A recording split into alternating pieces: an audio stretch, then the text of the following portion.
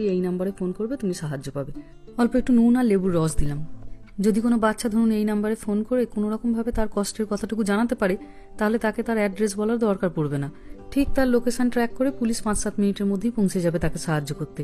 তো এটা যে শুধুমাত্র বাচ্চাদের এমনি শেখানো হয় তা নয়, জানেন, এখানকার নিউজ চ্যানেলগুলোতেও এরকম বহু ঘটনা দেখায় যেখানে বাচ্চারা 911 কল করে নিজেদেরকে বাঁচিয়েছে।